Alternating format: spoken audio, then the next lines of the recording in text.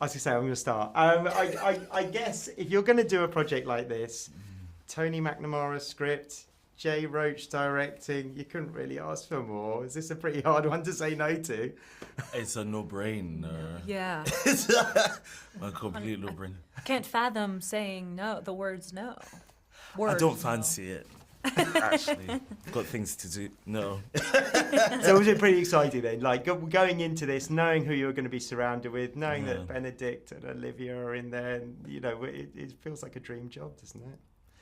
Yeah, it's wonderful. Absolutely. You only hope and dream this kind of opportunity comes your way and that you could be a part of it. Absolutely. And it just was like, from the getting of the script, getting involved, and then getting to set, it was that level of wonderful, all the way through. Oh, nice. Well, that really comes across on screen, so it's an absolute joy to watch. It is a brilliant movie. Well, Ncuti, let's start with you. Just tell us a bit about who you play and how you fit into this world of the Roses. I play a young man called Jeffrey, who is Ivy's first waiter that she hires at We've Got Crabs. And then it Just explain that for us, just in case. Yes. Because it sounds like it's just an aside. We've got crabs. We've got crabs. Ivy Rose starts a wonderful restaurant that's seafood orientated called We've Got Crabs. Brilliant. And you are the first. You're the first employee. I'm the first employee there. And he becomes Ivy's friend as well, as sort of like confidant, bit of a shoulder to lean on. They form, Jane and Ivy form like a little family, as you do when you work in a kitchen, when you work in a restaurant. He's very money orientated. Very business driven. He likes his men. And he likes getting dollar bill tips in his jockstrap. Yeah. Which really works out for him. Which works out well for him. So that's our Jeff. And Sunita, tell us about Jane then. Jane is, in the world of We've Got Crabs. I think she found her way in. She's a bit of like a free spirit, little like wild child of the Bay Area that wandered into the restaurant and I think glommed onto these strong personalities and is like, I think I have a place here. I think of her as like a bit lost and then found at We've Got Crabs and is like really responding to everyone's individuality and is like coming into her own sort of there as well and like staying free, finding herself in the cold storage with a cutie. And just kind of like, I'm just going to do what I want here. That's what people do here. And I think I'm very happy. And the friendship I think is very lived in by the time you meet her and meet Jeffrey, that there's this like solid team happening. They've got each other. And they'll have each other's back, when stuff goes down. I love that scene. For the most British scene I've ever seen was when Ivy comes in and she's kind of pretending that it's not happening, but she needs to get the mayonnaise or whatever it is. And it's like, okay. Carry on. What sort of boss is Ivy? Because she kind of allows everyone to be themselves a little bit, doesn't she? Yeah.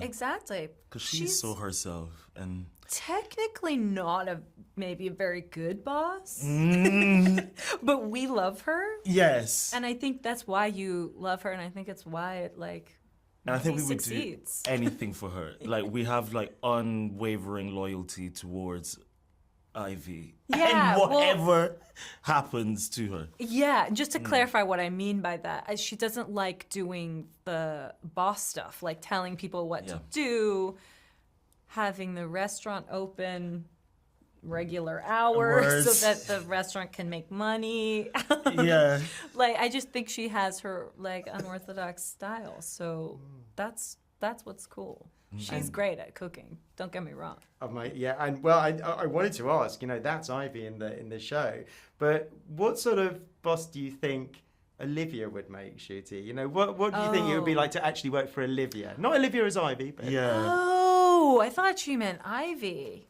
I see. No, I didn't. Yeah, No, but okay. as an add-on Now to that. we're- okay. Yeah. I think maybe kind of similar. I think that she would allow everyone to just be their best selves and encourage everyone to be their best selves. I don't think she would want to tell anyone what to do. I don't think she would want to, like, she would just be like, we just had lots of chats and scones. She's just the best. She's just the best. It feels Well, like her tell me. angel wings are like opened and then you're like under them. Yeah. She's just so very wonderful and Warm welcoming. and welcoming. She wants to have a good time. Because those scenes really feel like it. Yeah. It felt like a loose script. I know it wasn't, but it felt Right. like you were all just kind of playing. We really Yeah. were sticking to this script. Olivia is a beautiful example of just being so full of life and like love off camera, and it absolutely Just is translates. how she is on camera too. So for me, it was like a beautiful example of how I could take that into my own acting of like the work and the life and the work and the life are all kind of like seamless. And you can just, you don't have to compartmentalize as much necessarily of like, this is my job and I take it very seriously and don't talk to me while I prep and cry in a corner. Like maybe you need to do that at times for yeah. sure, but it was just like a beautiful kind of openness on set. And I think that was coming from Olivia and Jay and Benedict too. Yeah. That's lovely to hear. Yeah. You can win an Oscar and still be yourself, you know, Yeah. is kind of nice, I isn't mean, it? to see it, just In how the natural flesh, she is, like first hand was just like, okay, so You you're are a just, like, lighthouse. You are the lighthouse. really good, of and actors. you can just do it, anything. Oh, okay, and at any moment, okay. Fine. I want to ask before we run out of time. I want to Yeah. ask each of you. Have you both seen the film?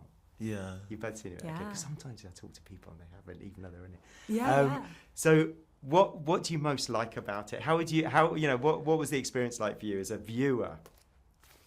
For just as a Brit, like the dark humor, the nastiness I found just so hilarious. I think that scene when they are in therapy and they are going in at each other and then they find a joke at the end and the therapist is like traumatized as to how they've just spoken to each other.